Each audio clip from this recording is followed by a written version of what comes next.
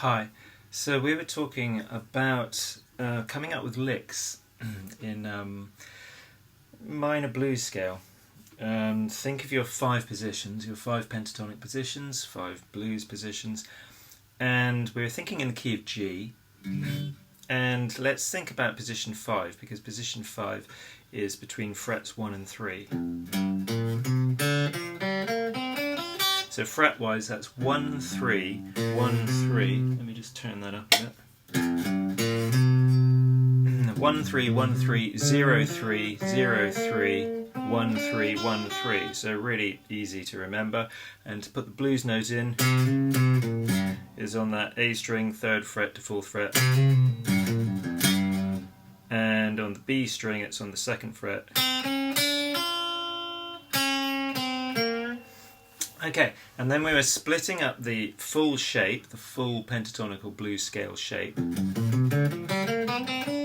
Whoops. Splitting it up into 2 strings at a time so that we can really concentrate on which notes we're hitting and getting a blues sound. Okay, and it helps to break things down into small chunks so as to memorize them. So if I've got all 6 strings, I can do so much, there's so many permutations that it's difficult A, to come up with material, and B, to remember what you've come up with. But if you're just limited to 2 strings, then maybe we can go into 3 strings. I mean, of course you can go into 3 strings, but limit it to 2 strings at first and see what you can come up with. So on the top 2 strings we've got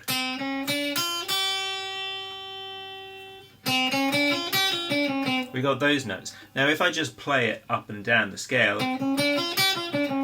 it sounds just like that, just going up and down a scale. So we want to get blues phrases. A very typical thing is, as we were looking at, starting on the flat 5 but not going back to it, either going up to the 5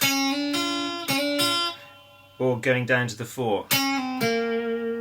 Yeah, and so you're using that flat 5 for tension, dissonance, but you're not going back to it. You're not actually staying on it. That'll be too much tension. So you can come up with things like, of course you can phrase it in many ways. You can slide, for example, from the flat 5 to the 5, and of course you can slide at different speeds, and then you can add a note. And you can think, okay, there the note I've added is the root. I've resolved on the root. So what are the notes we want to think about to resolve to? Well, definitely the root, the flat 3rd, because remember I said it's we're thinking of a minor chord, and of course if we were thinking of a dominant 7th chord, well then it's just 1 fret up and it's a major 3rd. Yeah.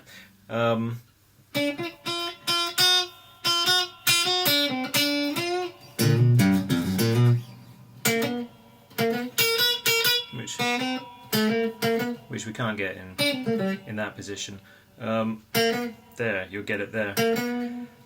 But between the frets 1 and 3, I can resolve, like I said, on the root, that's G. Or I can end my phrase on the flat 7. Or I can end my phrase on the 5. Yeah, so I've got root, flat 7, 5. If I want to get to the 3rd, okay, I'm going to have to use that G string. That's okay. And then of course, this being the blues, when you do get to a flat 3rd, you can either keep it as a flat 3rd, you can slightly bend it up, a micro bend, to suggest the major 3rd, or you can fully bend it up to the major 3rd. Again, if you're playing over a dominant chord which actually has a major 3rd. If you're playing over a minor chord which doesn't have a major 3rd, it has a minor 3rd, then you just want to suggest that's enough. That little micro bend, yeah, just suggesting movement from the flat 3rd. But if you were over a dominant chord, you could slide into the major 3rd or just bend up into it. So those are all things of expression, different ways of expressing these notes. the main exercise is we're limiting ourselves to 2 or maybe 3 strings to come up with bluesy phrases, and we're thinking of, are we resolving on the root, flat third, fifth or third. Yeah? And there's the root again, yeah? And then I got myself a bluesy phrase. Now if I move on to the next set of strings, the middle 2 strings,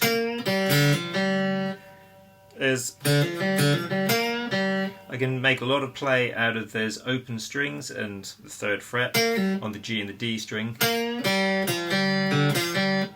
So I can get a lot of different phrases from that, but starting simple,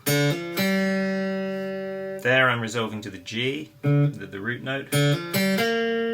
There I'm resolving or finishing my phrase on the flat 3rd. That's the flat 7. And then I'm moving down to, then I can add things. Once I'm comfortable with these two, this area, these 2 strings, then I can add other strings, yeah? And so the final 2 strings are the E and the A string.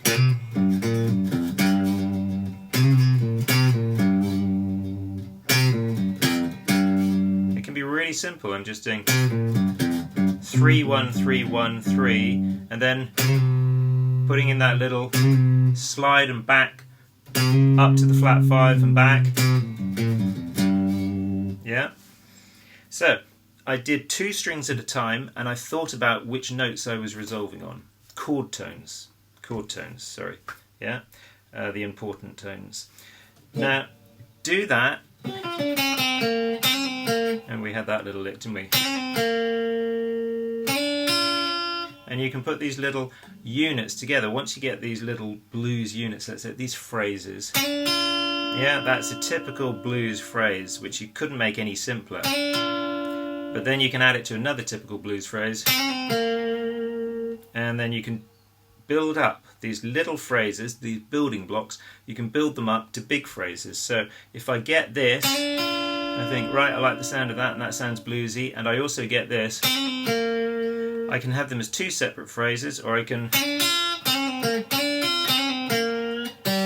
put them together and then resolve in the G, for example. Or the G up there, or whichever note I want to. Or I can just leave it on the flat 3rd. Yeah? So get these little phrases, they're your building blocks, and then you can add them together. So I just did that, I demonstrated in shape 5, of course, then there's shape 1, the one that we all know most.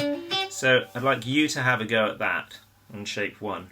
Also shape 5, because that's what we were doing, but then go on to shape 1, yeah? For example, yeah? And of course you can, there's a note from shape 1, yeah, if I'm on the top 2 strings, fret 6, fret 3, 6, 3, I can slide into the 3rd fret for expression, yeah? So I can use these.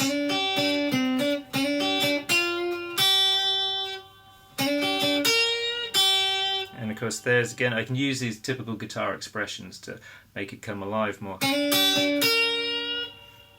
That was, there's the flat 3 there, and there's my micro bend.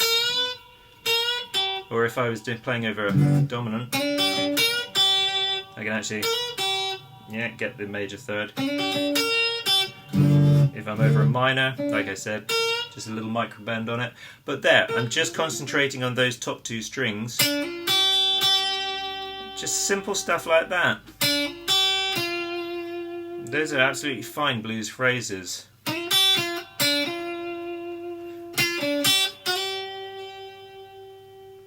And then take it. That was the middle 2 strings, yeah? Okay, so I hope that helps. So take care, I'll see you in the next one.